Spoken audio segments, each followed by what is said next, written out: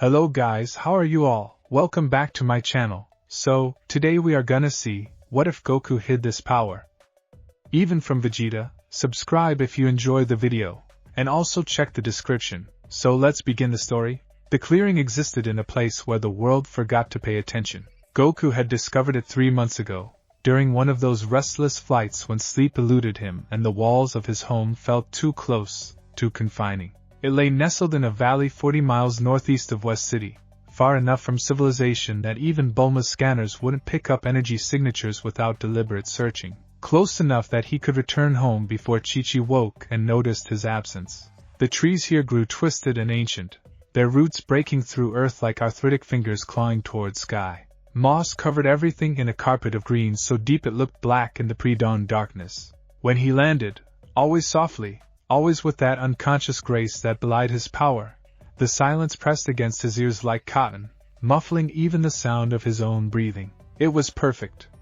It was necessary. It was killing him by inches. Goku stood in the center of the clearing now, hands loose at his sides, eyes closed against the first gray hints of morning light filtering through the canopy. His GI was the old orange and blue, not the one Chi-Chi had mended countless times, but an older version he found buried in a trunk, one that still smelled faintly of dust and forgotten battles. He'd been wearing it every time he came here, as if the familiar weight of fabric might anchor him to something recognizable when everything else felt alien. His hands trembled. Not with fear. He'd faced down gods and demons and entities that existed beyond mortal comprehension, and fear had become something abstract, intellectual. No, this trembling came from something deeper, something that lived in the marrow of his bones and whispered in a language he didn't have words for. Breathe, he told himself. Just breathe and let it come.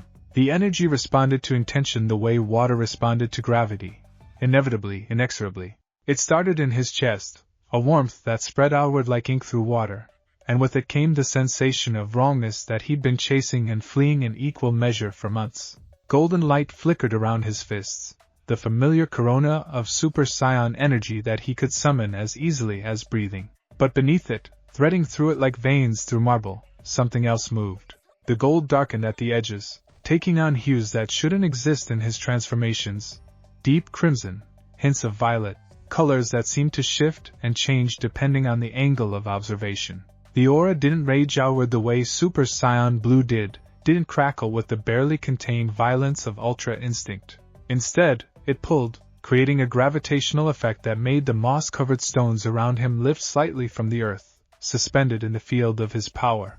Leaves drifted toward him rather than away, caught in an orbit he hadn't consciously created. Goku opened his eyes and immediately wished he hadn't. The world looked different when this power flowed through him. Colors became sharper, more intense, but also more meaningful. He could see the life force in the trees around him, the slow pulse of energy that connected every living thing in an endless web. And deeper still, beneath the surface reality of bark and stone and earth, he saw patterns, geometric formations of energy that seemed to underlie everything, a blueprint written in light that his normal vision couldn't detect. But it was the memories that destroyed him. They came flooding in the moment he let the power stabilize. Fragments of experiences that weren't his own yet felt more intimate than his own childhood recollections. He saw cities he never visited, built from white stone that gleamed under a red sun. He felt the weight of a child in his arms.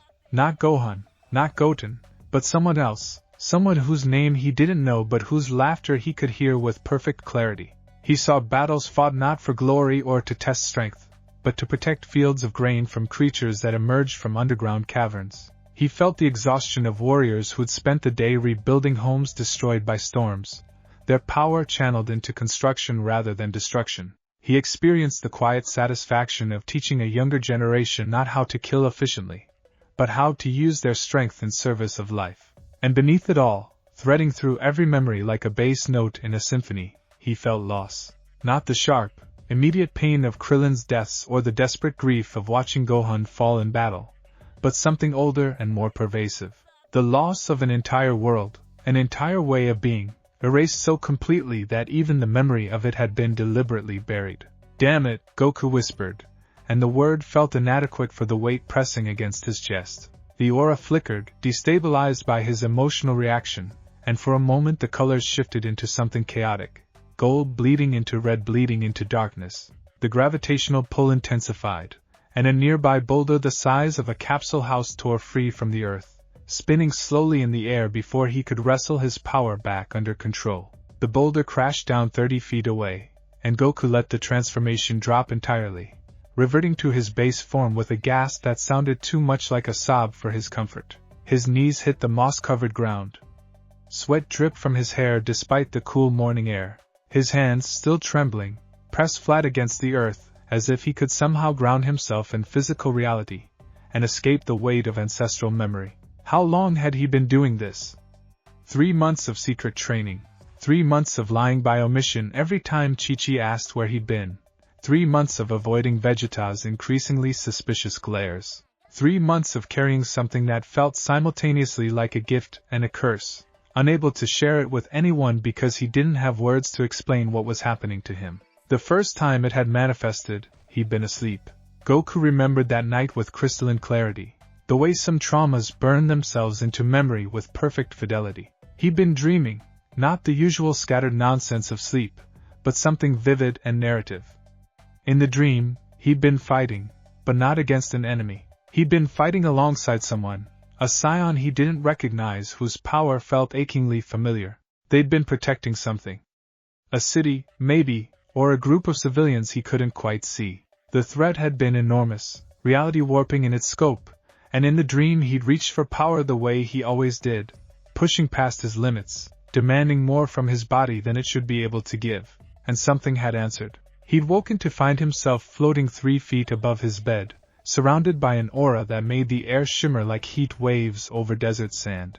Chi-Chi had been asleep beside him, mercifully undisturbed, but when he looked at his hands they'd been glowing with that strange crimson-tinged light. Panic had driven him outside, into the forest behind their home, where he tried desperately to suppress the energy. But it had felt like trying to cap a volcano. The more he pushed it down, the more violently it surged back. So he'd flown, fast and high, until he'd found this clearing and finally let the transformation complete itself. The memories had hit him like a physical blow. Thousands of them, maybe millions, cascading through his consciousness in a torrent that should have shattered his mind. He'd seen the rise and fall of civilizations, the birth and death of stars, the endless cycle of Saiyan history stretching back before planet Vegeta even existed. And woven through it all, he'd felt the presence of others like him, Saiyans who'd achieved this transformation throughout history, each one adding their experiences to some kind of collective repository that existed in the energy itself. He'd felt their joy and their sorrow, their triumphs and their failures, their desperate hope that someday, someone would rediscover what had been lost. When he'd finally managed to suppress the transformation that first night, dawn had been breaking and he'd been lying in a crater of his own creation, body aching with a fatigue that went deeper than muscle and bone. He'd gone home. He'd showered. He'd made breakfast for his family with hands that wouldn't quite stop shaking. And when Chi-Chi had asked if he was alright, he'd smiled his usual smile and said he was fine, just hadn't slept well. The lie had tasted like ash in his mouth. Goku pushed himself up from the ground now, brushing moss from his GI with movements that were mechanical, disconnected. The sun had risen higher while he'd been lost in memory, painting the clearing in shades of gold that should have been beautiful, but only reminded him of the power he couldn't fully control. He'd tried, in those first weeks, to understand it through the lens of his other transformations. Super Saiyan had been born from rage and loss. Super Saiyan God had required the ritual and the collective power of other Saiyans. Super Saiyan Blue had been the marriage of Divine Ki and Super Saiyan transformation. Even Ultra Instinct, as foreign as it had felt, had a logic to it. The separation of consciousness from action, the body moving without thought. But this was something else entirely. It didn't feel like a transformation in the traditional sense. It felt like remembering. Like his body already knew how to access this power, and had simply forgotten. The knowledge buried under layers of conditioning and cultural erasure. When he achieved it, he wasn't adding something new to himself. He was stripping away everything that had been built on top of what he'd always been, and that terrified him in ways he couldn't articulate. Goku had built his identity on simple things. He loved fighting, he loved his family, he loved pushing past his limits and discovering new heights of power. Even his flaws, his sometimes careless attitude toward danger, his tendency to prioritize training over responsibilities, were familiar, comfortable in their predictability. But this transformation demanded something different. It demanded that he sit with the weight of Saiyan history, that he acknowledge the price his race had paid for becoming Frisia's attack dogs, that he feel the loss of what they could have been. It demanded vulnerability in a way that fighting never had, required him to open himself to emotions he'd spent his entire life processing through combat and physical exertion. Worse, it demanded he accept that the Goku everyone knew, cheerful, uncomplicated, always ready with a grin, was only part of who he was. The transformation pulled forward aspects of himself he'd never examined closely.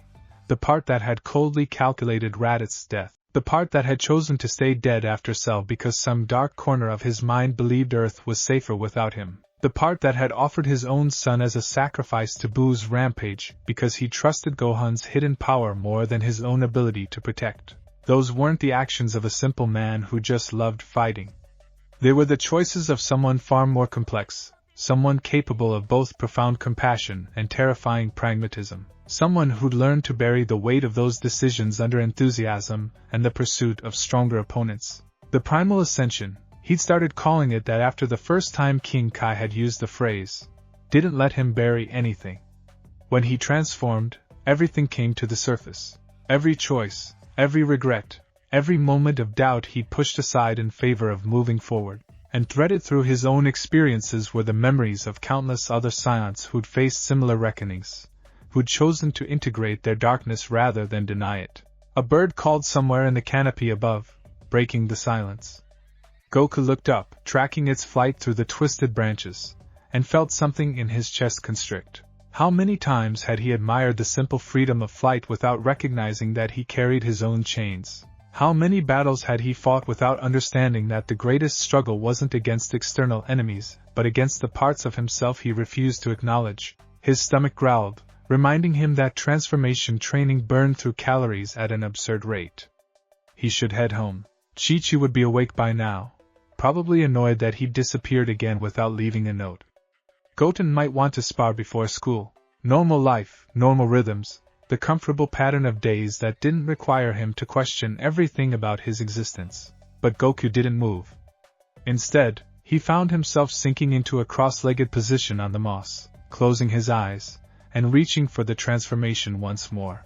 It came easier this time, the resistance less pronounced. Golden light bloomed around him, then shifted into those impossible crimson and violet hues. The gravitational pull manifested immediately, drawing leaves and small stones into orbit. The memories began their relentless cascade, and he forced himself to stay present with them rather than trying to push them away. He saw a young Saiyan woman, barely more than a teenager, standing before a council of elders. She was arguing for something, passion evident in every gesture, and though he couldn't hear the words he understood the context through the emotional resonance of the memory. She wanted to share the primal ascension with everyone, believed it could transform their warrior culture into something that balanced strength with wisdom. The council had refused. He felt their fear, their belief that warriors who achieved this transformation became too empathetic, too connected to consequence, unable to function as the efficient soldiers their civilization needed. Better to keep it secret, restricted to a chosen few who could be trusted to use it responsibly. The memory shifted, and he saw the same woman years later, older but still fierce, fighting alongside others who'd achieved the transformation. They were trying to defend their planet from something, invaders whose technology seemed organic, almost alive. The battle was desperate, and in the end futile. Goku felt her final moments as if they were his own, the decision to seal away the primal ascension's knowledge rather than let it be corrupted or lost entirely. The hope that someday her people would rediscover what they'd been before conquest became their defining characteristic. The sorrow of knowing she'd never see that future. When the memory released him, Goku found tears running down his face. He didn't cry often. Not because Saiyans didn't cry. He'd seen Vegeta's tears more than once, had felt the weight of Gohan's grief after Cell. But because crying required stopping, stillness, an acknowledgement that something had affected him too deeply for physical action to process. He preferred to fight or train, to channel emotion into movement until it transmuted into something manageable. But this demanded to be felt. The weight of it, The tragedy of an entire race losing themselves. The bitter irony that the power meant to save them had been deliberately buried by those meant to protect it. And beneath his grief for nameless Saiyans dead for millennia, he felt a more personal sorrow, recognition that he couldn't share this with the people closest to him. Not yet. Maybe not ever. How could he explain to Chi-Chi that he'd discovered a power that made him feel simultaneously more complete and more broken than he'd ever been? How could he tell Gohan that the simple, straightforward dad he'd always known was actually carrying the accumulated trauma of an entire species? How could he face Vegeta, whose pride was built on Saiyan heritage and the belief that strength defined their worth, and explain that their ancestors had been deliberately stripped of something fundamental? The thought of Vegeta made his chest tighten with a different kind of pain, guilt, sharp and specific. They'd built their relationship on competition and a strange, unspoken trust. They pushed each other to greater heights, tested each other's limits, and in the spaces between their battles had developed something that almost resembled friendship. Vegeta had even stopped calling him Goku and reverted to Kakarot, that Saiyan name that somehow felt like both an insult and an acknowledgement of shared heritage. But keeping this from Vegeta felt like a betrayal of everything they'd built. The prince would be furious when he inevitably discovered the truth. Worse, he'd be hurt, though he'd never admit it. Goku knew him well enough by now to recognize that beneath all that pride and bluster, Vegeta craved recognition and inclusion more than he craved power itself. Yet how could Goku share something he barely understood himself? How could he offer Vegeta access to a transformation that required confronting the kind of emotional vulnerability the prince had spent his entire life armoring against? A flash of movement at the clearing's edge made Goku's eyes snap open, the transformation dropping instantly as his combat instincts kicked in. But it was just a deer, picking its way through the underbrush with cautious grace. It froze when it saw him, dark eyes wide, muscles tensed for flight. Goku remained perfectly still, hardly breathing, and after a moment the deer relaxed fractionally. It continued into the clearing, lowering its head to nibble at something in the moss. Other deer followed, a small herd, moving with the kind of unconscious coordination that spoke to deep familiarity with each other. They'd been coming here for generations, probably. This was their territory, their safe place, and he was the intruder. Yet they'd grown accustomed to his presence over these months, recognizing perhaps that despite his power, he meant them no harm. Watching them, Goku felt something shift in his chest. These creatures lived in the present, responding to immediate needs, food, safety, the rhythms of season and herd. They didn't carry the weight of ancestral memory or question their purpose in the grand scheme of existence.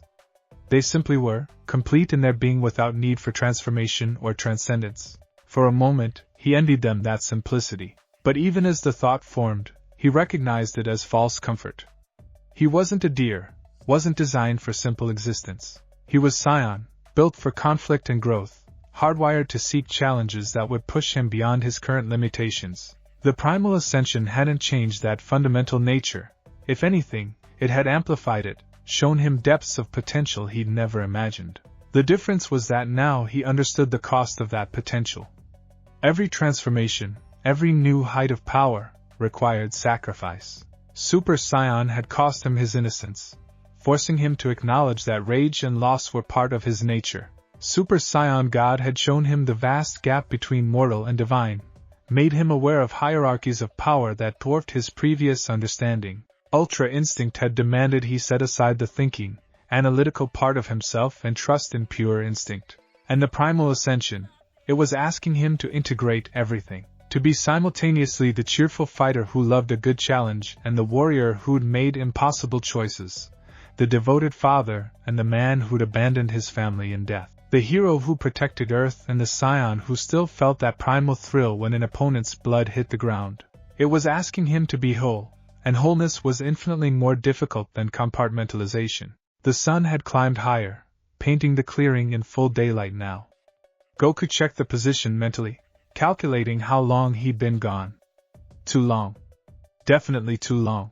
Chi-Chi would be past annoyed and well into angry territory. He stood, brushing moss and dirt from his GI with more care than necessary, delaying the moment when he'd have to leave this place and return to the world of responsibilities and relationships. The deer scattered at his movement, bounding into the underbrush with white tails flashing, and he felt absurdly grateful for the distraction. Flying home felt like moving through water, each mile weighted with the knowledge of what he was returning to, questions he couldn't answer, suspicions he couldn't address, the careful performance of being the Goku everyone expected. It wasn't that he was deliberately deceiving anyone. The cheerful, easygoing person they saw was genuinely part of who he was. But it wasn't the whole truth anymore, if it ever had been. The house came into view, small and comfortable, surrounded by the forest that had been their home for so many years. Smoke rose from the chimney despite the mild morning temperature. Chi-Chi must be cooking breakfast. The normality of it should have been comforting. Instead, it made the weight in his chest grow heavier. He landed quietly in the backyard. Touching down near the vegetable garden, Chi-Chi tended with the same fierce determination she applied to everything. Tomatoes climbed their stakes, cucumbers sprawled across carefully mulched rows, peppers hung heavy and bright. Evidence of care, of attention paid to growth and nurturing. When had he last helped with the garden? When had he last paid attention to the small, daily acts that comprise the life, rather than chasing the next fight or the next transformation? The back door swung open before he could spiral further into guilt. Chi-Chi stood framed in the doorway, arms crossed, expression somewhere between exasperated and genuinely worried. 3 hours, she said, voice tight. You've been gone 3 hours, Goku. Before dawn. Again. I'm sorry, he said, and meant it even if the apology couldn't encompass everything he was actually sorry for. I couldn't sleep, and I didn't want to wake you, so you flew off without a word. Again. She stepped onto the porch, and he could see the tension in her shoulders, the way her hands gripped her upper arms. Do you know how many times I've woken up to find you gone? How many mornings I've had to explain to Goten that Daddy's off training somewhere? Guilt hit him like a physical blow. Chi-Chi, no. She held up a hand, cutting him off. I'm not finished. I've been patient, Goku. I've been understanding. I know fighting and training are part of who you are, and I've never tried to change that. But this is different. You're different. The words hung in the air between them, heavy with implication. She'd noticed. Of course she had. Chi-Chi was far more perceptive than people gave her credit for, especially when it came to him. She might not understand ki or transformations, but she understood people, understood when someone was carrying weight they refused to share. I'm handling something, he said carefully, hating how inadequate the words sounded even as he spoke them. It's not dangerous, I promise. I'm just trying to figure some things out. Figure what out? She descended the porch steps, moving closer until she could search his face with eyes that had seen him through more transformations than he could count, not the ki-based kind, but the slower, deeper changes that came from living a life together. Talk to me, Goku. Whatever it is, we can. I can't. The words came out more sharply than he'd intended, driven by frustration at his own inability to articulate what was happening. I can't explain it yet, I'm sorry, but I need time. Something flickered across her expression, hurt, quickly masked by the kind of resigned acceptance that made his chest ache. She'd learned long ago that there were parts of his life she couldn't fully access, rooms in his soul that remained locked even to her. But that didn't mean the exclusion didn't wound. Time, she repeated, voice flat. Fine. Take your time. But Goku? She reached out, pressing a hand against his chest, right over his heart. Don't forget you have a family who loves you. Whatever you're dealing with, you don't have to carry it alone. The irony nearly broke him. The whole point of the primal ascension seemed to be that he did have to carry it alone, at least until he understood it well enough to share without drowning others in the weight of ancestral trauma. But he couldn't say that. So instead he covered her hand with his own and said, I know. I promise, when I can explain, you'll be the first person I tell. Another lie by omission. Vegeta would probably figure it out before Goku voluntarily shared anything. But Chi-Chi didn't need to know that. She studied him for another long moment, then sighed and pulled her hand back. Breakfast is ready. Go wash up and try to act normal for your son, at least. I can do that, he said, grateful for the clear instruction, the return to simple tasks and expectations. except when he looked at his hands, really looked at them as he turned toward the house. He could still see the faint shimmer of crimson-tinged energy dancing across his palms like heat shimmer over summer pavement. Normal. Right. He'd forgotten what that felt like. The rest of the morning passed in a blur of forced normalcy. Goku ate breakfast. Multiple plates of fish and rice and vegetables, enough to fuel a small army.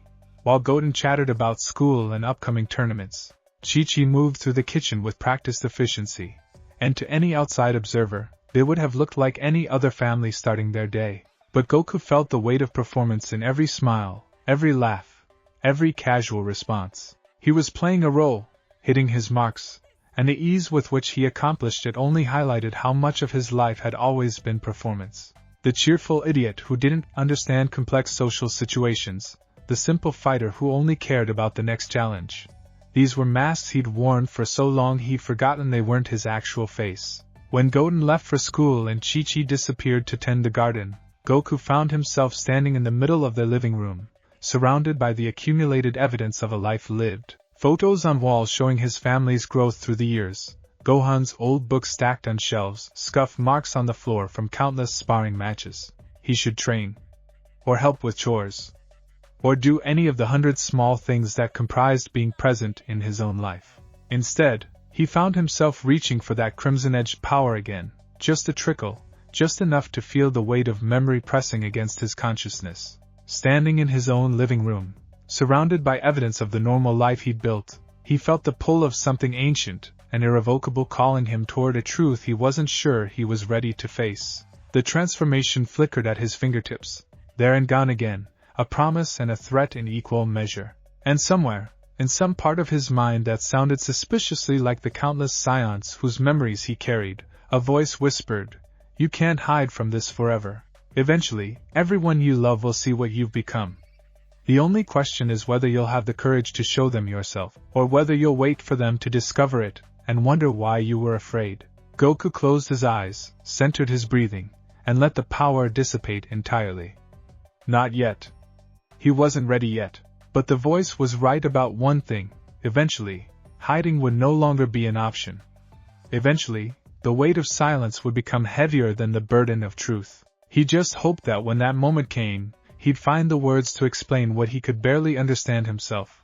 That the simple fighter they all knew had discovered something that made him infinitely more complicated, and that complication might be the most honest thing about him. The question was whether they'd still recognize him when the masks finally fell away. The afternoon found Goku in the sky, flying without destination or purpose, moving through clouds that clung to his skin with damp persistence. Below, the patchwork landscape of fields and forests scrolled past, each section marked by human habitation. Farmhouses with their neat rows of crops, villages clustered around crossroads, the distant glitter of West City's towers catching sunlight like scattered diamonds. From this height, the world looked ordered, comprehensible.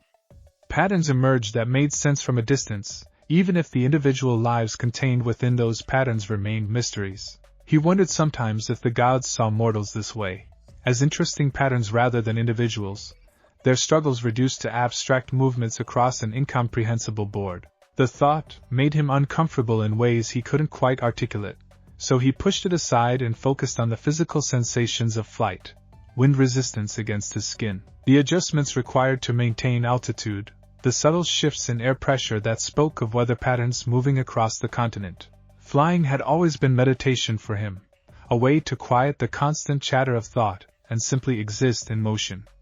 But even this escape had been compromised by the primal ascension. When he flew now, he felt the currents of ki that moved through the atmosphere like invisible rivers, the life force of the planet itself flowing in patterns that mirrored the geometric formations he'd seen in his transformations.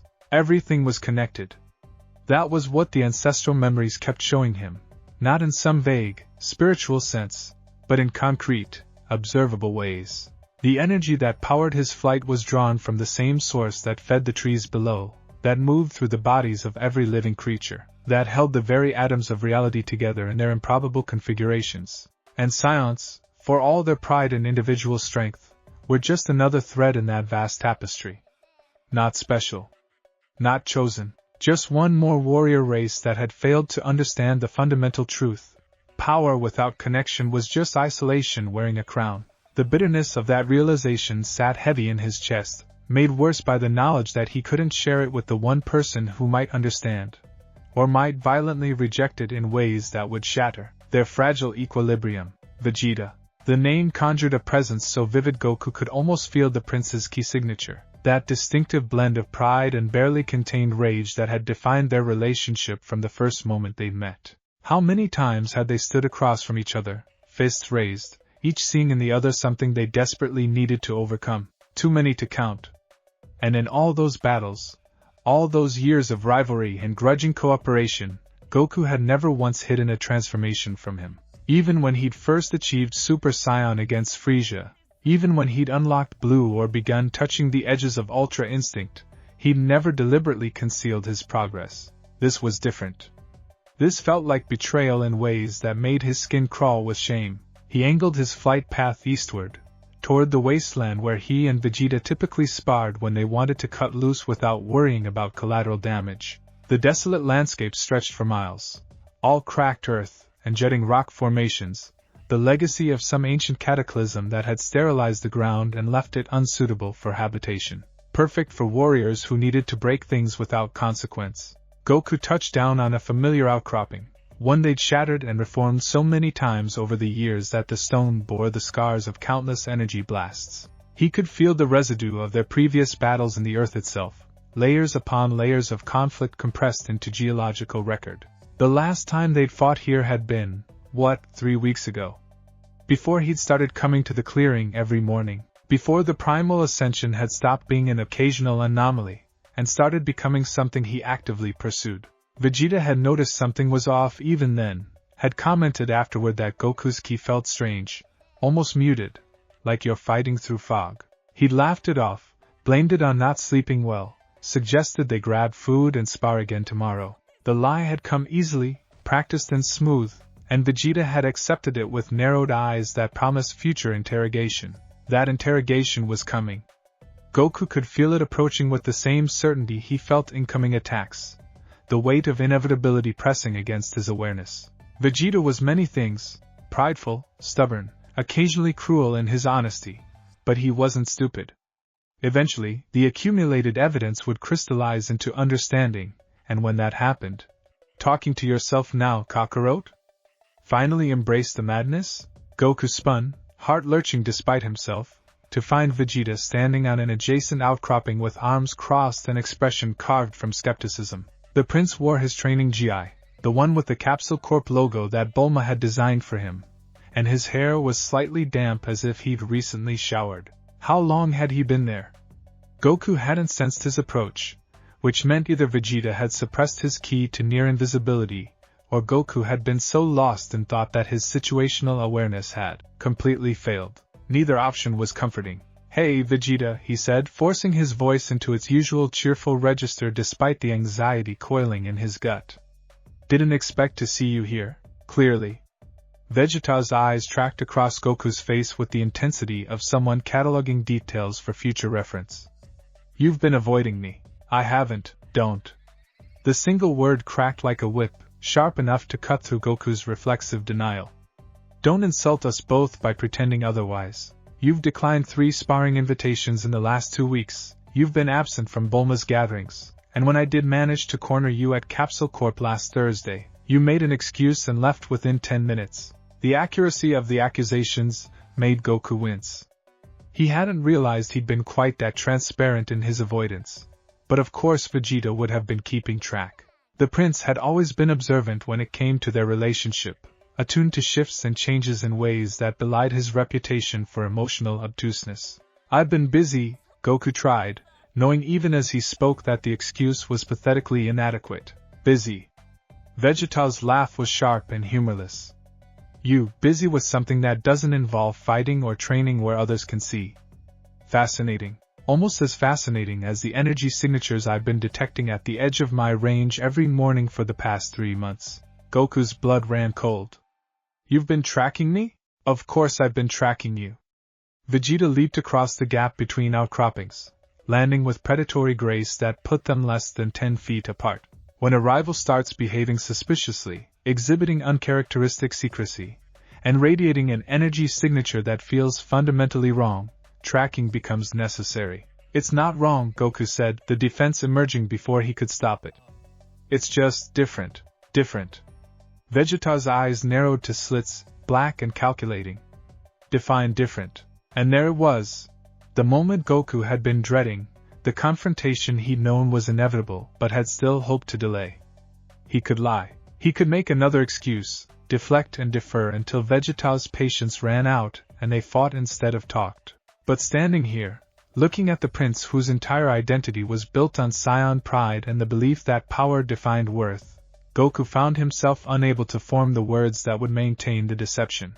I can't, he said finally, the admission tasting like failure. I can't define it because I don't fully understand it myself.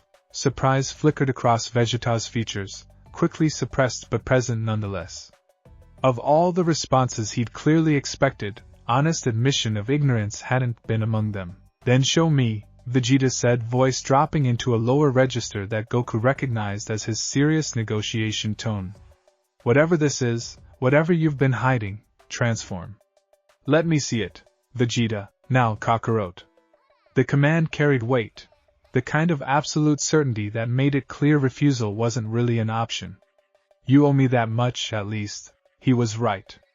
Goku knew he was right, could feel the justice of the demand settling into his bones with uncomfortable accuracy.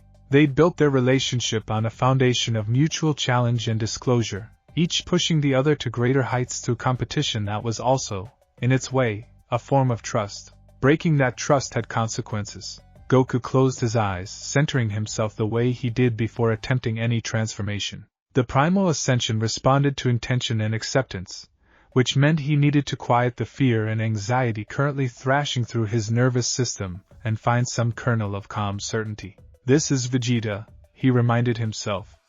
Whatever happens, whatever he sees, he deserves the truth. The energy rose from that deep place in his chest, answering his call with the strange mix of eagerness and sorrow that always accompanied it. Golden light bloomed around his fists, familiar and comfortable, but he didn't stop there. He let the transformation continue, let it deepen, let it pull him down into the place where ancestral memory and present consciousness merged into something neither past nor future but eternally now. The gold darkened, shifting through crimson and violet hues that shouldn't exist in any Saiyan transformation. His aura stopped pushing outward and began pulling inward, creating that gravitational effect that made small stones lift from the ground and orbit his body like moons circling a planet. The air itself seemed to thicken, growing heavy with significance, and Goku felt the familiar weight of memory pressing against his awareness. But he fought to stay present this time, to remain anchored in the moment rather than drowning in the cascade of ancestral experience. This was important. Vegeta needed to see, needed to understand, and that required Goku to maintain enough coherence to observe the prince's reaction. When he opened his eyes, the world had taken on that enhanced clarity that came with the primal ascension. Colors intensified, became laden with meaning, and he could see the patterns of energy that underlay physical reality. But more importantly, he could see Vegeta. The prince stood frozen, face cycling through expressions too quickly to catalog. Shock, recognition, something that might have been grief, and underneath it all, a hunger so profound it was almost painful to witness. What? Vegeta's voice emerged rough, scraped raw by whatever emotion was currently shredding his composure. What is this? I don't know what to call it, Goku admitted, his own voice altered by the transformation, still recognizably his, but layered with harmonics that suggested multiple speakers occupying the same vocal cords. King Kai called it the primal ascension. He said it was older than the Super Saiyan legend, something from before planet Vegeta even existed. Vegeta moved closer, circling with predatory caution, examining the transformation from multiple angles. His hand lifted, reaching toward the shimmering aura before stopping just short of contact, as if afraid of what touching it might reveal. Your eyes, he said, transfixed. They're crimson. Like the old text described the first warriors. You've read about this? Hope flared in Goku's chest, bright and desperate. You know what it is? No. The word came out bitter, laced with self-recrimination. I know fragments. References in the oldest archives, the ones written before Frisia's acquisition of our race. They spoke of a true form that the greatest Saiyan warriors could achieve, something that made them unsuitable for service because it fostered empathy and connection rather than rage. He paused, eyes still tracking the play of crimson and violet through Goku's aura. The royal family suppressed all detailed information about it. My father once mentioned it in passing, called it a weakness disguised as strength, and forbade further inquiry. The pieces clicked together in Goku's mind, forming a picture that was simultaneously clarifying and devastating. Of course the royal family had suppressed it. Of course they'd hidden anything that might make their warriors less effective tools for conquest. The irony was almost too perfect. The very thing that could have saved the Saiyan race from extinction had been deliberately buried by those meant to preserve it. It requires something specific, Goku said carefully, watching Vegeta's face for signs of understanding. To achieve it, I mean. It's not about rage or pushing past your limits through anger. It's about acceptance. About integrating every part of yourself, even the parts you'd rather ignore. Vegeta's expression hardened, pride reasserting itself like armor being donned. And you think I'm incapable of self-acceptance? How predictable. That's not what I... Spare me the platitudes, Kakarot. Vegeta stepped back, arms crossing defensively. I understand perfectly well what you're implying. The proud prince can't possibly achieve a transformation that requires acknowledging weakness or vulnerability. Better to hide it from me entirely than risk my delicate ego. The bitterness in his voice cut deeper than any energy blast could have. Goku let the transformation drop, reverting to base form with a gasp that spoke to the effort required to maintain the primal ascension during emotional conversation. It's not about you being capable or not, he said, frustration bleeding into his tone. It's about me not understanding it well enough to explain. Every time I transform, I get hit with memories that aren't mine, thousands of them, from Saiyans who achieve this throughout history. I see their lives, feel their choices, experience their deaths. And underneath all of it, there's this weight. He trailed off, struggling to articulate something that existed beyond language. How could he explain that the transformation made him feel simultaneously more complete and more broken? That it demanded he acknowledge every dark corner of his psyche while also connecting him to something vast and ancient that transcended individual identity? Vegeta watched him struggle, something shifting behind his eyes, calculation giving way to what might have been genuine concern, though he never admitted aloud. These memories, the prince said carefully. What do they show? Goku sank down onto the nearest rock, suddenly exhausted despite having dropped the transformation. Everything. I see Sadala before it was destroyed, the original Saiyan homeworld. The Saiyans there were different, still warriors, still strong, but they used their power to build rather than destroy. They had families, communities, culture beyond conquest. He looked up, meeting Vegeta's gaze directly. And I see how it was taken from them, how Frisia's ancestors, or beings like them, corrupted the warrior culture, turned strength into a commodity, made Saiyans into tools. The primal ascension was sealed away because warriors who achieved it couldn't function as efficient soldiers anymore. They cared too much, understood too deeply what their violence cost. The silence that followed felt heavy, laden with implications neither of them wanted to examine too closely. Vegeta remained standing, posture rigid, but something in his expression had cracked. A hairline fracture in the armor he wore against the world. So we were broken before we even reached planet Vegeta, he said finally, voice carefully neutral. Our entire culture, everything we believed defined us as a race, was already corruption. How? Illuminating. Vegeta, don't. The prince held up a hand, forestalling whatever comfort Goku might have offered. I need to think about this. Process it. You've had months, I've had minutes. Fair enough. Goku subsided, watching as Vegeta paced across the outcropping with movements that were almost violent in their precision. The prince's mind was clearly working at full capacity, fitting this new information into his existing worldview, trying to reconcile pride in Saiyan heritage with the knowledge that the heritage itself might be a lie. Can you control it? Vegeta asked abruptly. The transformation, the memories, do they overwhelm you, or can you maintain coherence? It's getting easier, Goku admitted. The first few times, I lost myself completely in the memories. But I'm learning to stay present, to observe them without drowning. It's like, He searched for an adequate metaphor. Like watching a movie where you're also the main character. You experience it, but there's still a part of you that remembers it's not actually your experience. Vegeta nodded slowly, still pacing. And the power itself?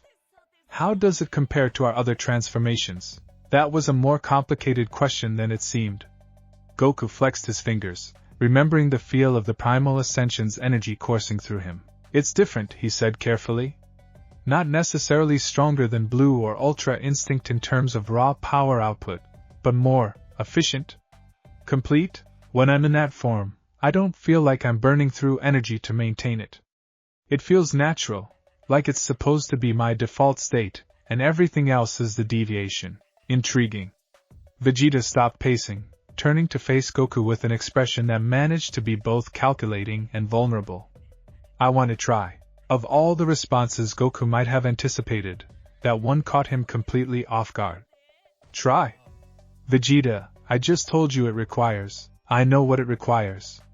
The prince's jaw set in that stubborn line Goku had come to recognize as a precursor to immovable determination, self-acceptance, emotional vulnerability, acknowledging my darkness along with my strength. I understood the assignment, Kakarot. The question is whether you think I'm capable of meeting it. And there it was, the real question underneath all the others, the one Vegeta wouldn't ask directly but desperately needed answered. Not can I achieve this transformation, but do you believe I'm strong enough to be that vulnerable? Goku stood, closing the distance between them until they were face to face, close enough that he could see the minute tensions in Vegeta's jaw, the way his eyes wouldn't quite hold steady contact. I think, he said slowly, choosing his words with care, that you're one of the strongest people I know. Not because of your power level or your transformations, but because you've rebuilt yourself from nothing multiple times. You went from Frisia's slave to Earth's protector, from someone who only cared about surpassing me to someone with a family you'd die for.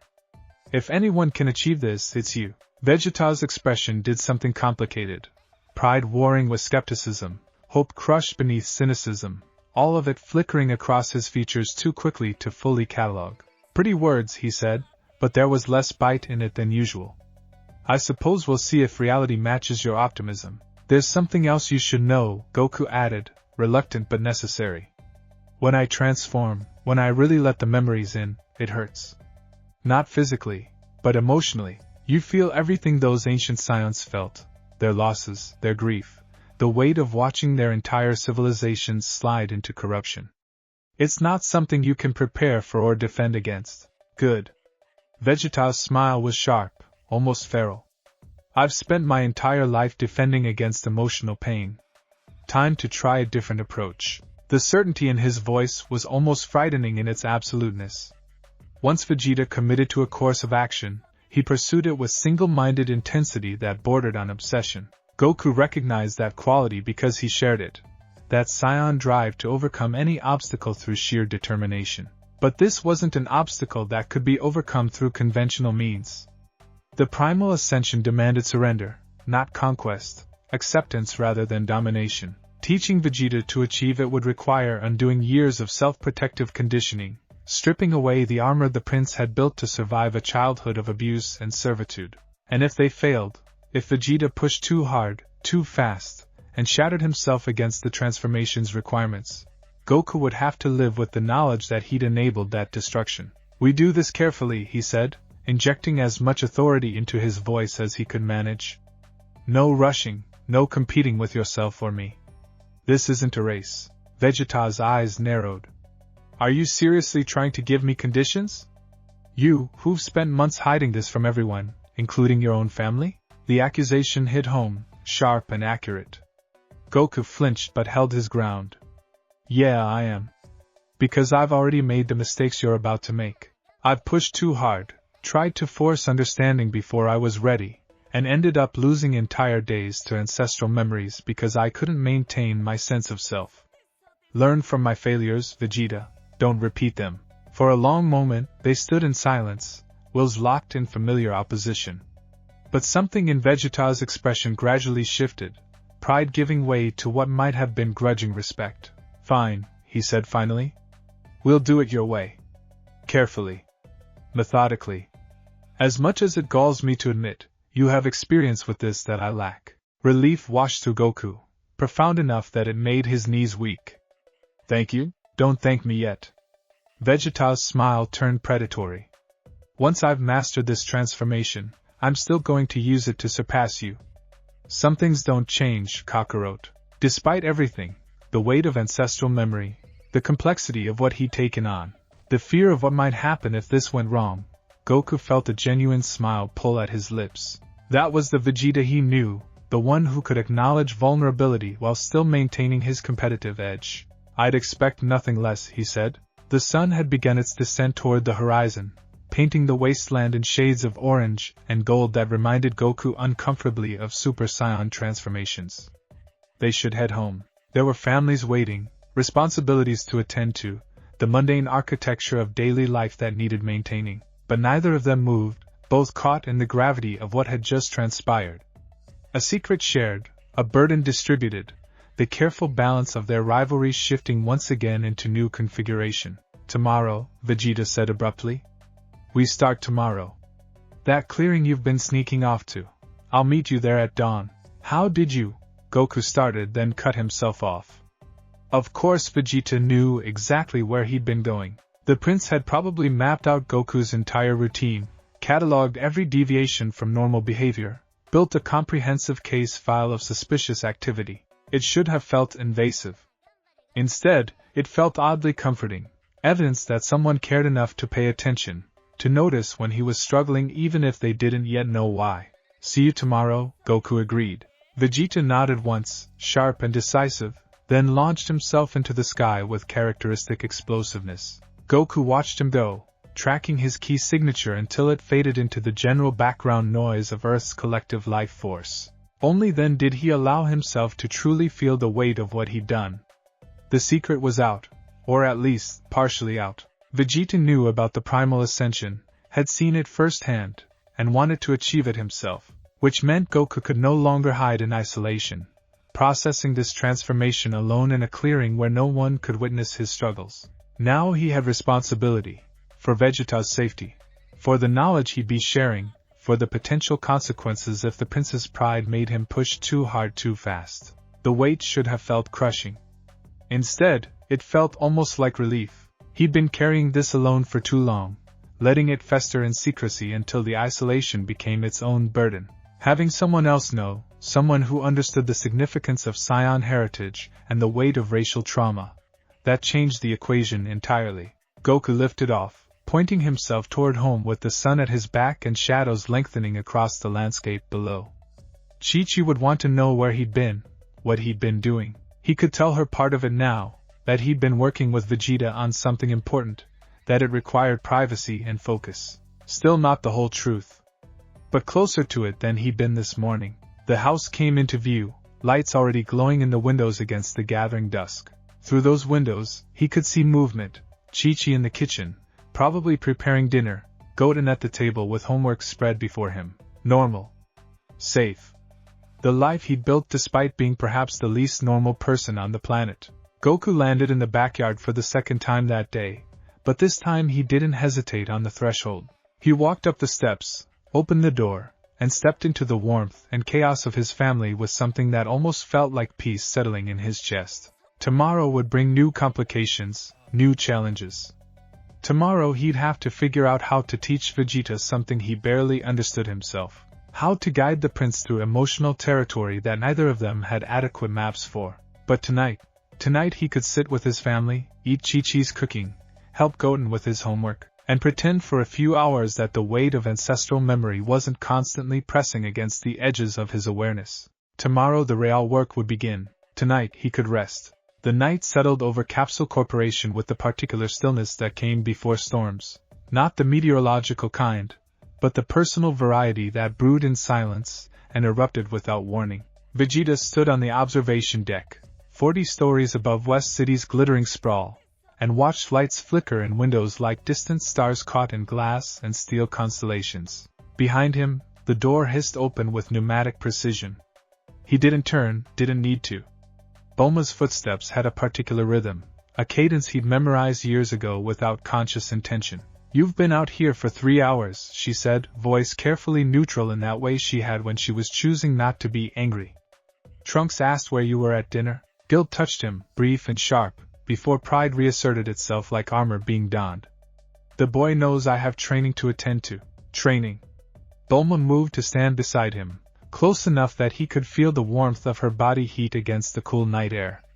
Is that what we're calling it now? Because from where I'm standing, it looks more like brooding. He couldn't quite suppress the twitch at the corner of his mouth, not quite a smile, but acknowledgement of her accuracy. Bulma had always been able to read him with disturbing precision, cutting through his defenses to the vulnerable core he spent most of his energy protecting. Kakarot is hiding something, he said finally, the admission emerging reluctantly. Has been for months. Goku? Surprise colored her tone. That's actually concerning. He's not exactly known for his subtlety or deception. Precisely. Vegeta's hands tightened on the railing, knuckles widening with pressure. Which makes his current behavior all the more alarming. He's been disappearing before dawn, exhibiting unusual energy signatures, avoiding direct confrontation when questioned. He paused, weighing how much to reveal. The conversation in the wasteland had been hours ago, but he was still processing the implications, fitting pieces into a puzzle that kept reshaping itself every time he thought he understood the pattern. Today I confronted him, Vegeta continued. Demanded answers. And what he showed me. He trailed off, struggling to articulate something that existed beyond conventional language. Bulma waited, patient in that way she'd learned over years of marriage to a man who processed emotion like diffusing explosives. Carefully, methodically, with full awareness that one wrong move could trigger catastrophic detonation. There's a transformation, he said finally. Older than Super Saiyan, predating even the legends I was raised on. Kakarot has achieved it, and it's... He searched for adequate descriptors. It's everything our race was meant to be before we became Frieza's weapons.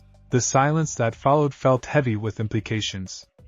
Bulma's scientific mind would already be working through possibilities, cataloging questions, formulating theories about energy signatures and biological transformation mechanics. And you want to achieve it too, she said quietly. Not a question, a statement of observed fact. Yes. Simple, direct, impossible to deny, even though it clearly terrifies you. Vegeta's jaw clenched. I'm not, don't. Her hand found his arm, grip firm enough to forestall the reflexive denial.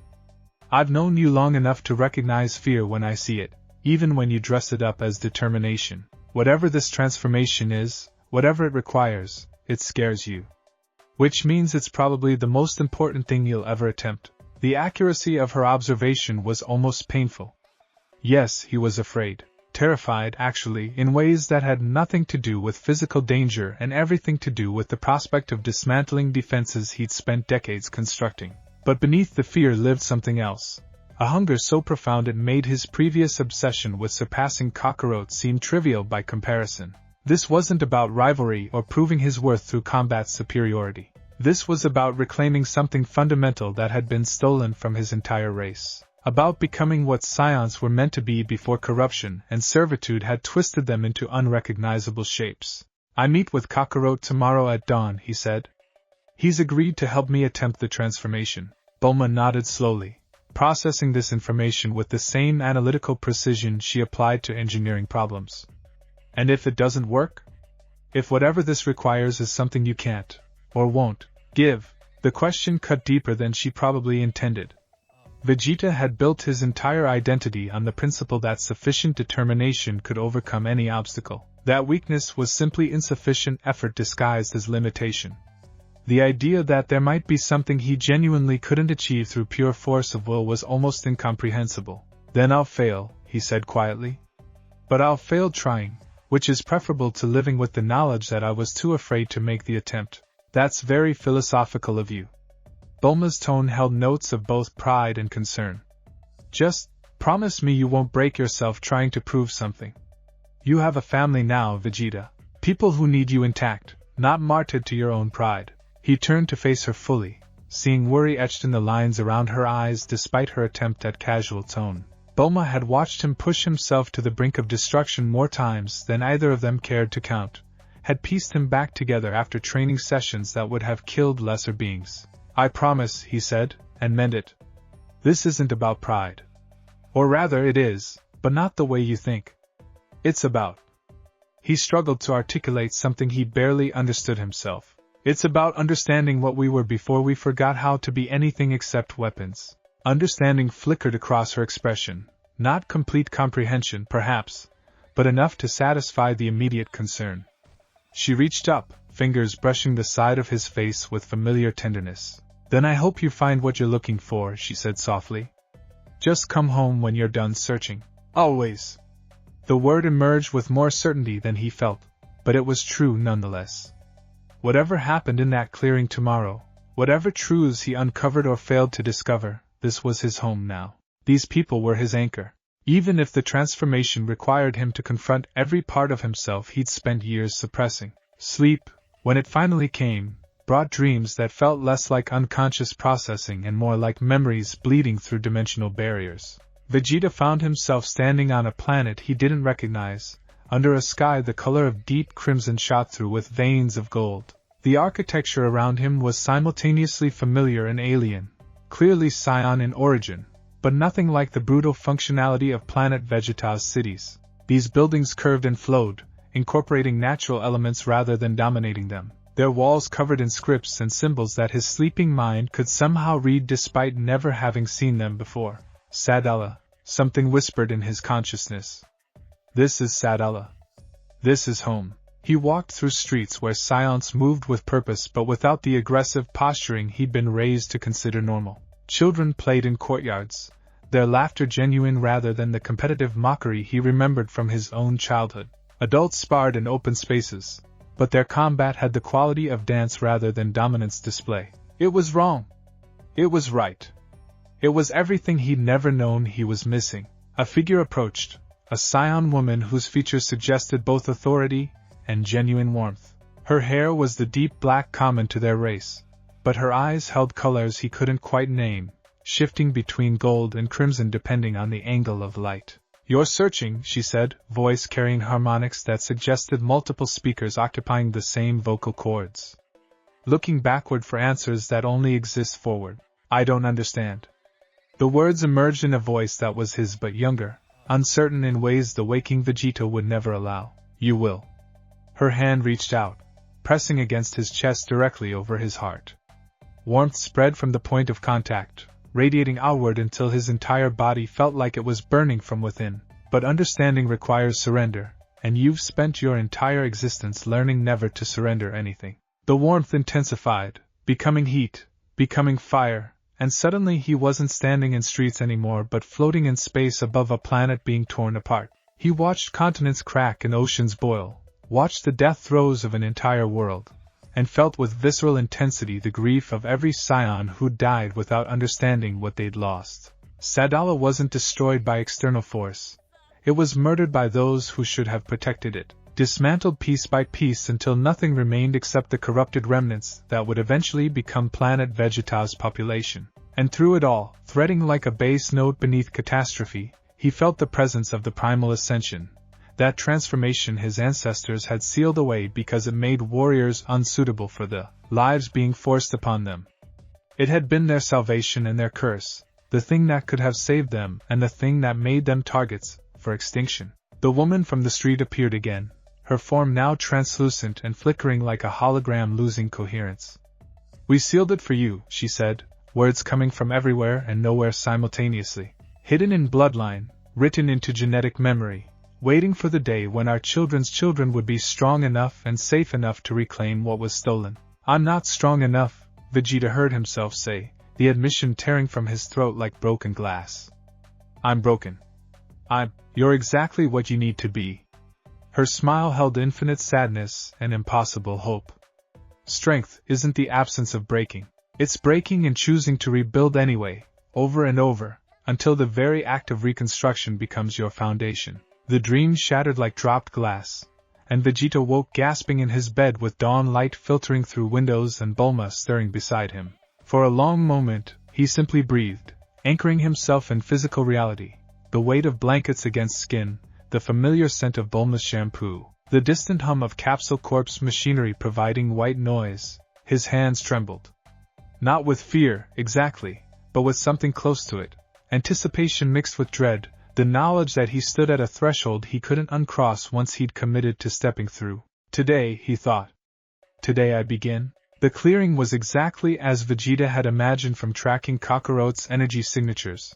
Isolated, ancient, heavy with the kind of silence that came from places where the world forgot to pay attention. Trees grew in twisted configurations that suggested age beyond measure, and the moss covering every surface created an atmosphere of deliberate concealment. Kakarot was already there, sitting cross-legged on a flat stone with eyes closed and posture suggesting meditation rather than merely waiting.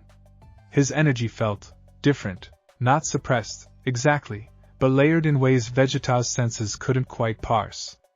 As if there were depths beneath the surface that extended far beyond what conventional key sensing could detect. Vegeta landed without subtlety, boots striking earth with more force than necessary, a deliberate announcement of arrival rather than stealth.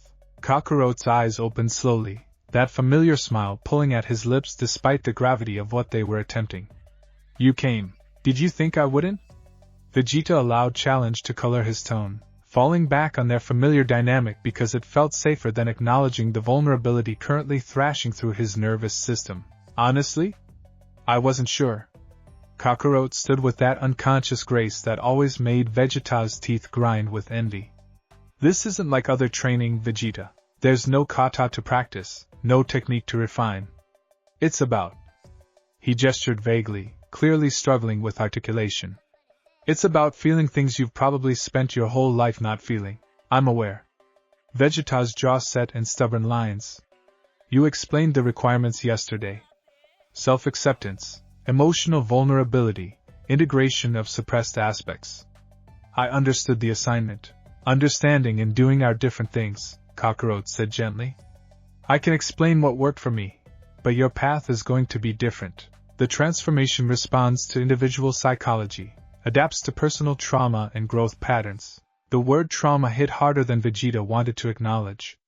He'd never particularly enjoyed examining his past, preferred to categorize childhood experiences as obstacles overcome rather than wounds requiring healing. But standing here, watching Kakarot's expressions cycle through concern and determination, he recognized that avoidance wouldn't be an option anymore. Then tell me, he said, forcing his voice into steadiness. Walk me through your process. What did you do to achieve it the first time? Kakarot's expression did something complicated. Memory and pain fighting for dominance across features usually so straightforward they bordered on transparent. The first time was an accident, he admitted. I was dreaming, and something in the dream triggered a response my body already knew how to execute. When I woke up, I was already transformed, drowning in memories that weren't mine. He moved to sit on the moss-covered ground, gesturing for Vegeta to join him. After a moment's hesitation, Vegeta complied, settling into a position that mirrored Kakarot's despite his instinct to maintain distance. The memories are the hardest part, Kakarot continued. When you transform, if you transform, you're going to experience things from Saiyans who achieved the primal ascension throughout history, their lives, their deaths, their choices and regrets. It's like someone dumping an entire library directly into your brain all at once. Sounds efficient, Vegeta said dryly, though unease coiled in his gut at the prospect. It's overwhelming. Kakarot's voice carried weight, the kind that came from genuine trauma rather than abstract concern. The first few times, I lost myself completely. Spent hours, once an entire day, living through experiences that happened thousands of years ago. Chi-Chi found me collapsed in the forest, unresponsive, and had to get Piccolo to help snap me out of it. Vegeta filed that information away, mental calculation already running through implications. If Kakarot, with his generally stable psychology and support network, had struggled this severely, then Vegeta's own attempt carried significantly higher risk. His trauma ran deeper, his defenses more elaborate, his tendency towards self-destruction more pronounced. But acknowledging risk didn't mean avoiding challenge. It never had. What finally allowed you to maintain coherence? He asked. Kakarot was quiet for a long moment, eyes distant with recollection. I stopped fighting it, he said eventually. Stop trying to maintain the Goku I thought I was supposed to be and just let myself feel everything. The grief, the anger, the profound sadness of watching an entire civilization lose itself. Once I accepted that those emotions were part of me, not separate, not foreign, but genuinely mine, the transformation stabilized. The implications settled between them like thrown gauntlet. To achieve this, Vegeta would need to dismantle every defense mechanism he'd constructed, expose every carefully buried wound, acknowledge every part of himself he'd categorized as weakness requiring elimination. It should have been impossible. The very suggestion should have sent him fleeing back to Capsule Corp, back to training methods that didn't require psychological excavation. Instead, he felt something that might have been eagerness stirring beneath the fear. "Show me again," Vegeta said abruptly. "Transform. Let me observe the process, study how the energy moves." Kakarot nodded, rising to his feet with that fluid economy of motion. "Remember," he said, "this isn't about power levels or combat efficiency. Watch how it feels, not just how it looks." Then he closed his eyes and reached. The transformation unfolded with terrible beauty, golden light blooming before darkening into impossible crimsons and violets, the aura contracting inward rather than exploding outward, gravitational effects making the very air shimmer with significance. Vegeta watched with every sense he possessed, cataloging details his analytical mind could process while simultaneously feeling something deeper respond to the transformation's presence. When Kakarot opened his eyes, the crimson gaze held centuries of accumulated sorrow and acceptance in equal measure. "You feel it?" he asked, voice layered with harmonics. "Not the power, the weight." Vegeta did feel it. Like standing in proximity to something ancient and infinitely patient, something that had watched civilizations rise and fall with the same impartial attention it gave to individual lives. The primal ascension wasn't just a transformation. It was connection to something vast and terrible and beautiful, a thread linking every Saiyan who'd ever lived back to origins so ancient they existed beyond recorded history. "I feel it," he whispered, then hated himself for the reverence in his voice. Kakarot let the transformation drop, reverting to base form with an exhalation that suggested relief. "That's the foundation," he said. "Everything else, the power, the enhanced perception, the combat applications, those are secondary to that connection. You have to want the connection more than you want the strength it provides." Vegeta's pride immediately rebelled against the suggestion. Want connection? Want vulnerability? Everything in his training, every lesson beaten into him during childhood, screamed that such desires were weakness disguised as philosophy. But beneath the rebellion, in some deeper corner of his psyche, a quieter voice whispered, "What if the real weakness was spending your entire life afraid to want anything except power?" He stood abruptly, needing movement to process thoughts that threatened to destabilize carefully maintained equilibrium. Pacing the clearing's perimeter, he felt Kakarot's gaze tracking him with that particular quality of attention the other Saiyan reserved for serious concerns. "You said it requires acceptance," Vegeta said, words emerging clipped and controlled. "Define acceptance. What specifically am I meant to accept?" "Everything. Simple, direct, devastatingly comprehensive. Every choice you've made, every person you've been, every part of yourself you've tried to kill or bury or transcend through transformation. The child who served Frisia, the warrior who destroyed planets, the man who chose family over vengeance. All of it, integrated rather than compartmentalized."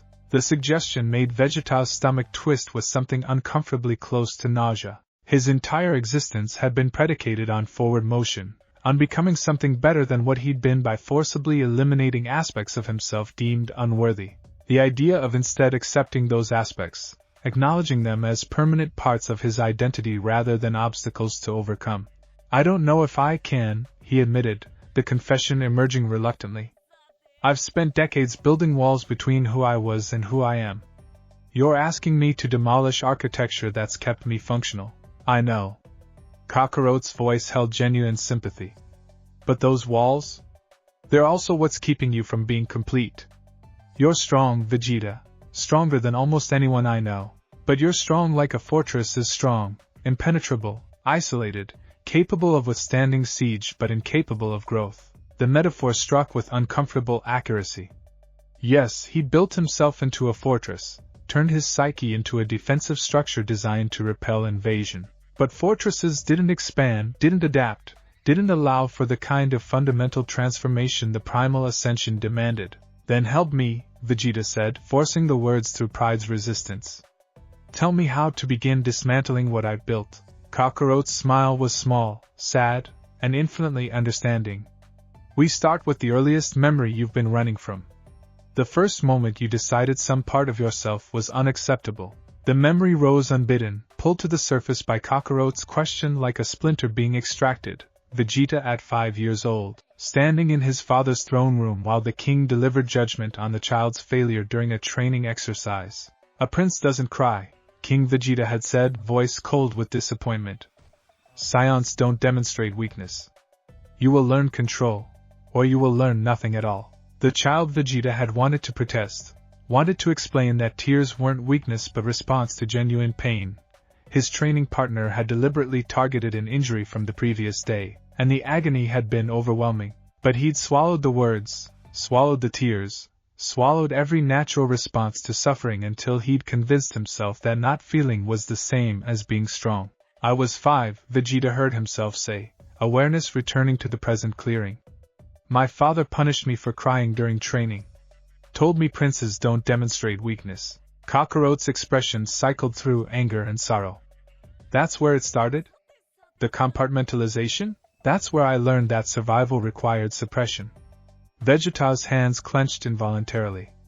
Every emotion that didn't serve power accumulation became a liability. Fear, grief, affection, all of it categorized as weakness requiring elimination. But you didn't eliminate them, Kakarot said gently. You buried them. There's a difference. The distinction felt meaningless until Vegeta actually considered it. Elimination would have meant those emotions ceased to exist, ceased to influence behavior.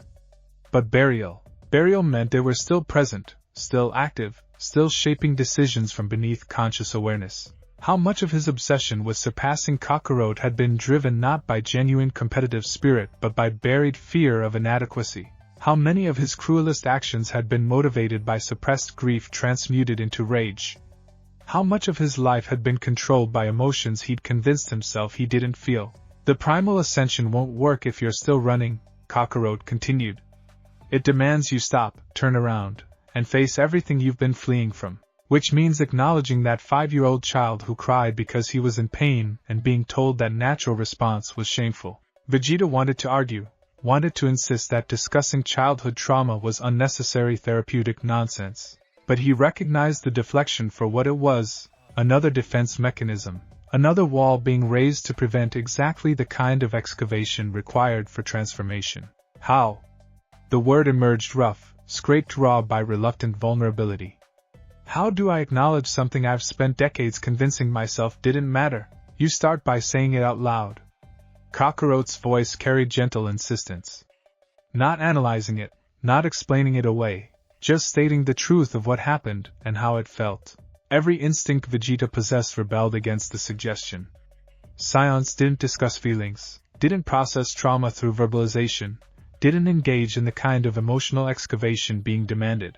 They fought, they trained, they channeled everything into physical expression until internal landscapes became irrelevant.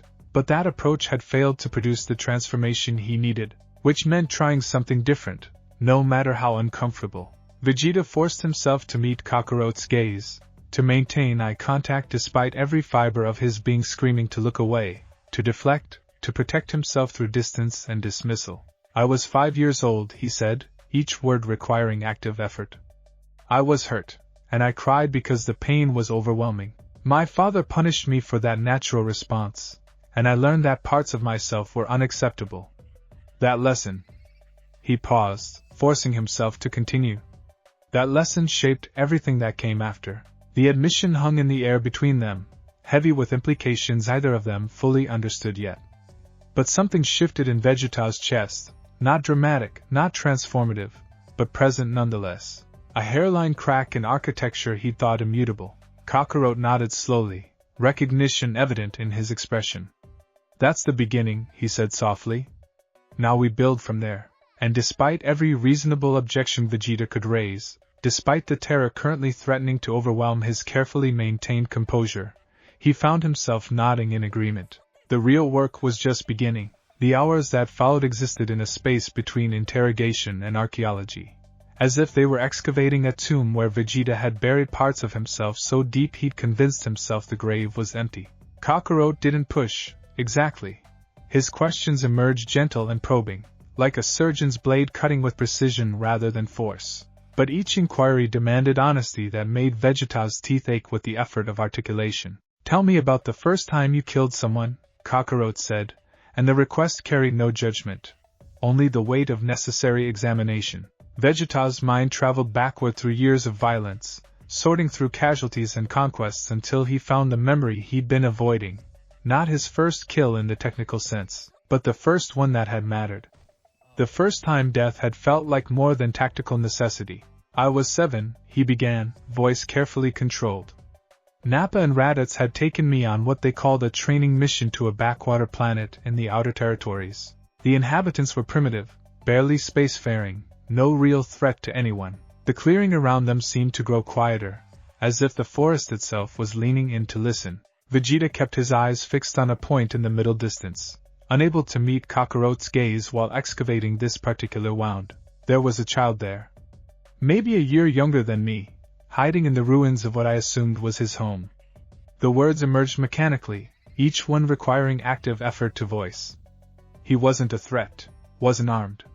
Just terrified, crying, calling for parents who were already dead. Kakarot said nothing, but Vegeta could feel the weight of his attention, the way his ki had gone absolutely still, that particular quality of focus he reserved for moments of genuine significance. "Nappa told me to kill him.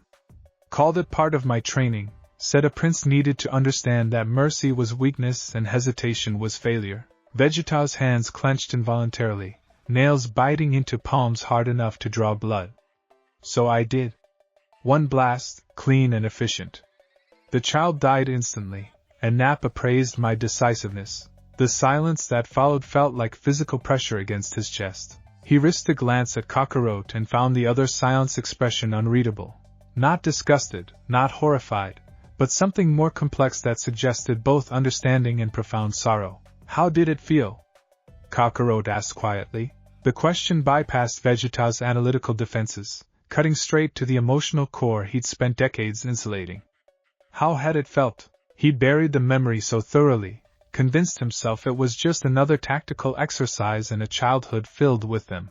But honesty demanded excavation, and the primal ascension demanded honesty. "It felt like dying," Vegeta admitted, the words emerging raw and unfiltered. "Not the child's death, my own. Like some essential part of me died with that blast, and what walked away was just machinery. Functional, efficient, but fundamentally hollow." He paused, forcing himself to continue despite every instinct screaming to stop, to deflect, to rebuild the walls he was actively demolishing. "I convinced myself the hollowness was strength. That not feeling meant I'd transcended weakness. But standing here now, trying to access this transformation." His voice cracked, just slightly. "I recognize that I didn't transcend anything.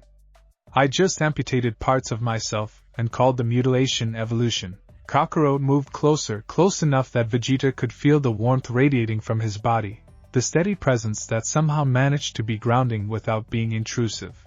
"The transformation won't work until you acknowledge that those amputated parts are still there," he said gently. "Still bleeding, still demanding attention, still shaping your choices even though you can't see them. You have to stop treating your past self like an enemy to overcome, and start treating him like a child who needed protection you never received." The suggestion made Vegeta's stomach twist with something that felt uncomfortably like grief. Treating his child self with compassion rather than contempt? Acknowledging that the 7-year-old who'd killed because he was told to had been a victim rather than simply weak? Every lesson he'd ever learned about Saiyan's strength argued against such interpretation. Warriors weren't victims. They were survivors, conquerors, beings who overcame obstacles through force of will. Victimhood was for the weak, the defeated, those who lacked power to shape their own destinies. But Kakarot was looking at him with eyes that had seen too much, understood too deeply, and Vegeta recognized that the other Saiyan had walked this exact path himself, had confronted his own capacity for violence, his own complicity in systems that demanded cruelty, his own need to integrate rather than eliminate. I don't know how to be compassionate toward myself, Vegeta confessed, the admission emerging reluctantly. I've spent my entire existence demanding perfection, punishing failure, treating myself as a project requiring constant optimization. Compassion feels like. He struggled for adequate metaphor, like deliberately weakening my own defenses. It is weakening your defenses, Kakarot agreed, surprising him. But defense isn't the same as strength. Sometimes the strongest thing you can do is lower the shields and trust that you'll survive what comes next. The words resonated in ways Vegeta couldn't fully articulate, touching something deep in his psyche that had been waiting for permission he never thought to grant himself. Lower the shields. Trust in survival. Acknowledge vulnerability without treating it as terminal weakness. The concepts felt alien and essential in equal measure. Movement caught his attention, a flutter of crimson-edge energy dancing across Kakarot's fingertips, there and gone again like heat shimmer over summer pavement. The other Saiyan hadn't actively transformed, but something about the emotional intensity of their conversation had called the primal ascension to the surface anyway. It responds to honesty, Kakarot said, noticing Vegeta's attention. Not just truth in the factual sense, but genuine emotional transparency. When I stop performing and just feel what I'm feeling without trying to control or suppress it, the transformation becomes accessible. He demonstrated by closing his eyes and taking a slow, deliberate breath. The crimson-edge energy bloomed around him, not explosive but gentle, like watching flowers open in accelerated footage. His aura pulled inward, creating that distinctive gravitational effect, and when his eyes opened they held that ancient, knowing crimson that suggested centuries compressed into a single gaze. Vegeta watched with hunger and trepidation warring for dominance in his chest. That was what he needed to achieve. That complete integration, that willingness to exist without armor, that capacity to carry the weight of ancestral memory without fragmenting under its pressure. But between his current state and that transformation lay a chasm of unprocessed trauma, deliberately suppressed emotion, carefully constructed defenses that had kept him functional for decades. The question was whether he had the courage to dismantle everything he'd built in pursuit of something he couldn't fully understand. Kakarot let the transformation drop, reverting to base form with an exhalation that spoke of both relief and regret. Your turn, he said simply. Try to access it. Don't worry about maintaining the form or controlling the memories. Just reach for it, and see what happens. Vegeta's pride immediately wanted to protest, to insist he needed more preparation, more understanding, more control before making the attempt. But he recognized the deflection for what it was, another wall being raised, another excuse to avoid the vulnerability being demanded. So instead, he closed his eyes and reached inward the way he would for any transformation, searching for that place where power lived and could be summoned through will alone. But this time, instead of demanding obedience from his ki, instead of forcing energy into configurations through sheer determination, he tried something different. He lowered his shields, just slightly, and allowed himself to feel the weight he'd been carrying, all the grief and rage and terror he'd spent decades suppressing. The response was immediate and overwhelming. Energy surged through him, but not the familiar crackle of Super Saiyan transformation or the divine pressure of blue. This felt older, deeper, like something waking from hibernation that predated conscious memory. His ki signature shifted, fluctuated, then began pulling inward with force that made the air around him shimmer and distort. Golden light bloomed, then darkened, not all the way to crimson, but taking on amber hues that suggested the transformation was trying to manifest without quite having permission to complete. And with the energy came the memories. They hit like physical blows, cascading through his consciousness in a torrent that made his previous understanding of overwhelming seem laughably inadequate. He saw cities burning on worlds whose names he'd never known, felt the weight of weapons in hands that weren't his, experienced the final moments of countless Saiyans who'd died believing conquest was their highest purpose. But underneath those surface memories, threaded through them like veins through marble, he felt something else. Connections between individuals, bonds of genuine affection that predated the corruption Frisia's influence had introduced. He experienced what it felt like to fight not for dominance but for protection, to use strength in service of something larger than individual glory. A specific memory crystallized from the chaos. A young Saiyan warrior, male, perhaps in his late 20s, standing on a balcony overlooking Sadala's capital city as the red sun set behind distant mountains. The warrior's hand rested on the shoulder of a child who couldn't have been more than 3 years old, and the emotion flowing between them was so pure, so uncomplicated, that it made Vegeta's chest ache with recognition of everything he'd never experienced. "You'll be strong," the warrior said, voice gentle in ways Vegeta had never associated with Saiyan culture. "But strength isn't what you can destroy.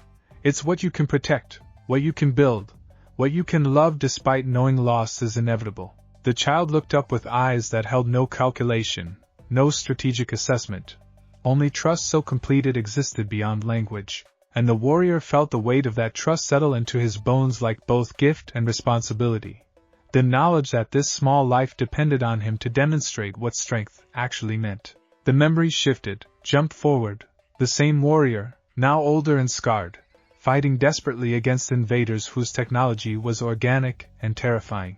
He was wounded, exhausted, key reserves depleted to dangerous levels, but still standing because the people behind him needed him to hold the line just a little longer. And in his final moments, as enemy fire tore through his defenses and his body began to fail, his last thought wasn't of glory or legacy or tactical victory. It was simply, "I tried. I hope it was enough." The memory released Vegeta with force that made him gasp, awareness slamming back into his own body with disorienting suddenness. He was on his knees in the moss, hands pressed against the earth, as if he could somehow anchor himself in physical reality, and escape the weight of ancestral grief. His transformation had dropped entirely, leaving him in base form and shaking like he just survived hypothermia. "Vegeta?" Kakarot's voice cut through the ringing in his ears. "Vegeta, look at me. Focus on my voice." He forced his eyes open and found Kakarot crouching directly in front of him, hands hovering near but not quite touching, as if uncertain whether contact would help or hurt. "The memories," Vegeta managed, voice raw. "They're not just information. They're experiences. I felt." He cut himself off, struggling to articulate something that existed beyond conventional language. "I know," Kakarot said quietly. "That's why I tried to warn you. The primal ascension doesn't just show you the past, it makes you live it. Every emotion, every sensation, every thought those ancient Saiyans had becomes temporarily yours." Vegeta's hands clenched in the moss, fingers digging into earth with force that should have been painful but barely registered against the emotional turmoil currently shredding his composure. That warrior's final thought, "I tried, I hope it was enough," echoed through his mind with devastating clarity. How many of his own battles had ended with similar resignation? How many times had he pushed himself to the brink believing that if he just tried harder, fought smarter, refused to quit, maybe it would finally be enough to earn the recognition he craved? And underneath that question lurked something even more destabilizing. Recognition that the warrior's concern hadn't been for his own glory but for the people depending on him. His final thought hadn't been "I failed" or "I should have been stronger," but simply an exhausted hope that his effort had mattered to those he was protecting. When had Vegeta last fought for something beyond his own advancement? When had he last allowed himself to care about outcome beyond its impact on his power level or standing in whatever hierarchy currently mattered? The questions made his chest tight with something that felt uncomfortably like shame. "I don't think I can do this," he said, the admission emerging before pride could stop it. "The memories, the emotional weight, it's too much. I'll lose myself." Kakarot's expression held understanding without pity, acknowledgement without judgment. "You won't lose yourself," he said gently. "You'll just have to expand your definition of self to include things you've been rejecting. That warrior whose memory you experienced? He's part of your heritage, part of what Saiyans were before corruption.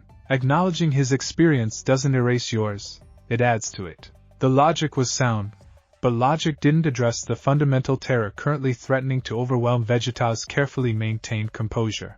Adding to his sense of self meant making room for aspects he'd deliberately excised, meant acknowledging that the hollow efficiency he'd cultivated wasn't strength but damage wearing a crown. What if I can't integrate it? The question emerged quieter than he'd intended, almost vulnerable. What if the person I've built myself into is fundamentally incompatible with what the transformation requires? Kakarot was quiet for a long moment, considering the question with the seriousness it deserved.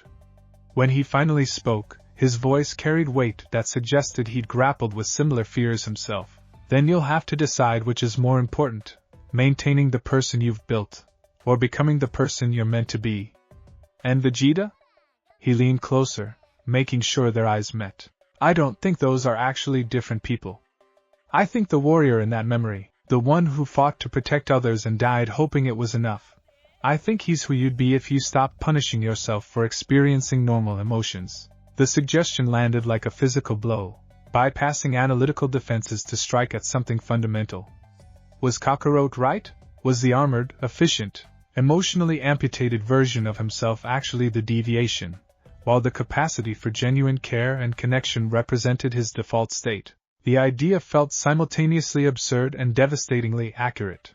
Vegeta pushed himself to his feet, needing movement to process thoughts that threatened to destabilize his entire understanding of self. He paced the clearing's perimeter while Kakarot watched with that particular quality of patience he reserved for moments when pushing would be counterproductive. The sun had climbed higher while they'd been working, painting the clearing in shades of gold that reminded Vegeta uncomfortably of Super Saiyan transformations. How many hours had they been at this? Time felt slippery, unreliable, as if the emotional excavation had somehow distorted his perception of its passage. I need to understand something, he said abruptly, turning to face Kakarot directly. These memories we're experiencing, are they actual historical events, or are they symbolic representations our minds are constructing to process transformation? Kakarot's expression suggested he'd wondered the same thing. I think they're real, he said slowly. Too detailed, too consistent across multiple transformations to be random generation. But I also think they're being filtered through our current psychology. Like, we're experiencing genuine ancestral memories, but the specific ones that surface are the ones most relevant to our individual healing. The explanation made uncomfortable sense. Of course, the memories Vegeta was accessing would relate to his specific traumas. The transformation wasn't arbitrary, wasn't simply dumping random historical data into willing recipients. It was targeted, precise, showing each Saiyan exactly what they needed to see to facilitate integration, which meant the memories would only get more personally devastating as he progressed. How long did it take you? Vegeta asked. To achieve stable transformation? 3 months of daily practice, Kakarot admitted. And even now, if I'm not careful, if I let my emotional state get too chaotic, the memories can overwhelm my sense of present reality. It's not something you master once and forget about. It's an ongoing practice of integration and acceptance. 3 months. Vegeta filed that information away, mental calculation already adjusting expectations. He'd hoped for faster results, had assumed that understanding the mechanism would accelerate his progress. But this wasn't the kind of challenge that responded to brute force or accelerated timelines.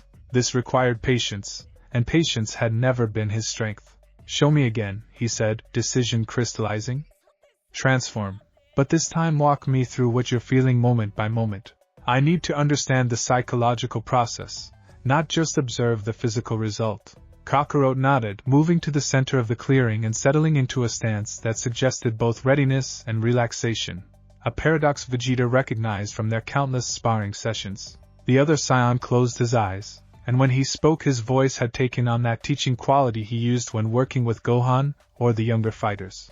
First, I stopped trying to control my emotional state, he began. Usually when we transform, we're reaching for something specific. Rage for Super Saiyan, Divine Ki for Blue, emptiness for Ultra Instinct. But with the Primal Ascension, I'm not reaching for anything. I'm just acknowledging what's already present. His aura began to shimmer, taking on that familiar golden hue. But instead of stabilizing there, instead of locking into Super Saiyan, the transformation continued deepening. I feel the weight of everything I normally suppress, Kakarot continued, voice growing layered with harmonics. Guilt about choices I've made, grief for people I've lost, fear that I'm not enough to protect the ones I love. All the emotions I usually channel into training or fighting. I just let them exist without trying to fix them. The golden light darkened, shifting through amber into those impossible crimson and violet hues. His aura contracted inward, creating gravitational effects that made leaves and small stones orbit his body like satellites. And when I stopped fighting those emotions, when I stop treating them like enemies to overcome, they become resources. Sources of power that don't require rage or desperation to access. Just honest acknowledgement of my complete self. His eyes opened, crimson and ancient, and Vegeta felt the weight of his gaze like physical pressure. This was what he needed to achieve.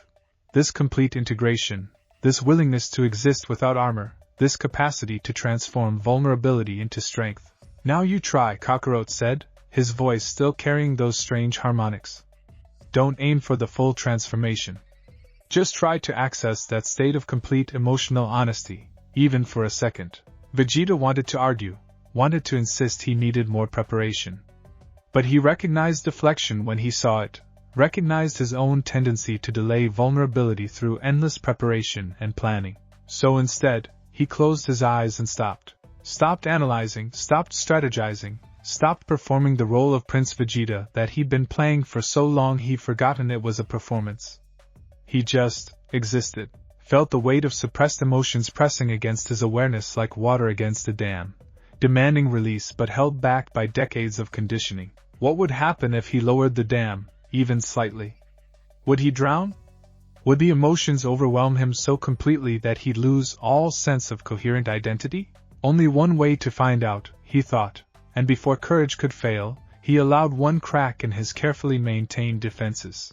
The result was immediate and devastating. Grief hit him first, not for any specific loss, but for the accumulated weight of decades spent denying himself genuine connection. Every friendship he'd sabotaged through deliberate cruelty. Every moment of tenderness he'd rejected because vulnerability felt like weakness. Every time he'd chosen isolation over risking the pain of caring about someone who might leave or die or simply decide he wasn't worth the effort. Behind the grief came rage, but not the clean, focused anger he channeled into combat. This was messy, unfocused fury directed at everyone who'd failed him. Frieza for stealing his childhood, his father for teaching him that worth was measured in power alone, himself for perpetuating cycles he knew were destructive. And underneath both grief and rage, buried so deep he'd almost forgotten its existence, lived fear so profound it made his hands tremble. Fear of inadequacy, fear of abandonment, fear that no amount of strength would ever be enough to protect what he loved because love itself was the vulnerability that let loss destroy you. His ki surged in response to the emotional tsunami, energy crackling around him in patterns that didn't match any transformation he'd achieved before. For a moment, just one crystalline moment, he felt the primal ascension trying to manifest, felt his aura beginning that characteristic inward pull. But the weight of emotion was too much, too overwhelming, and his defenses snapped back into place like a sprung trap. The transformation aborted, leaving him gasping and disoriented but still fundamentally himself. When he opened his eyes, Kakarot was watching with an expression that held both pride and concern. "You touched it," he said quietly. "Just for a second, but you touched it. That's more progress than I made in my first week." The praise should have felt hollow, but Vegeta recognized genuine acknowledgement when he heard it. He had touched something, felt the transformation's potential crystallizing at the edges of his awareness before his protective mechanisms had shut it down, which meant it was possible. Difficult, terrifying, requiring psychological excavation that made his skin crawl with discomfort, but possible. Again, Vegeta said, and this time there was no hesitation in his voice. They worked through the afternoon, Kakarot patiently coaching while Vegeta made repeated attempts to access the transformation. Each try brought him slightly closer, let him sustain that state of emotional honesty for a few seconds longer before defenses reasserted themselves. And with each attempt came more memories, fragments now, not complete narratives, but emotionally significant moments from Saiyans throughout history. He felt a mother's joy holding her newborn for the first time. He experienced a warrior's resignation accepting death to buy time for evacuation. He lived through a scholar's excitement discovering new applications for key manipulation that could feed thousands. Each memory added weight, added complexity, added depth to his understanding of what science had been before corruption had narrowed their cultural possibilities into conquest alone. By the time the sun began its descent toward the horizon, Vegeta was exhausted in ways that had nothing to do with physical exertion. His ki reserves remained largely intact, but his emotional capacity felt drained, scraped raw by hours of deliberate vulnerability. "That's enough for today," Kakarot said gently, and Vegeta was too tired to argue despite his instinct to push harder, demand more progress, refused to quit until he'd achieved measurable results. They sat in silence as the clearing's light shifted from gold to amber to the deep crimson of impending sunset. Vegeta's mind kept replaying the day's work, cataloging progress and identifying areas requiring improvement with the same analytical precision he applied to combat training. But underneath the analysis, something had shifted. He could feel it, a hairline crack in architecture he thought immutable, a subtle loosening of defenses that had been locked tight for decades. It terrified him. It felt like hope. Sometimes both simultaneously. Same time tomorrow? Kakarot asked, and the casualness of the question belied its significance. Vegeta nodded, not trusting his voice to remain steady. Tomorrow they would continue this work, this slow, painful dismantling of everything he'd built, this deliberate excavation of wounds he'd convinced himself had healed through neglect. And eventually, if he could sustain the courage required, he would achieve the primal ascension. Or he would break entirely trying. Either way, there was no going back now.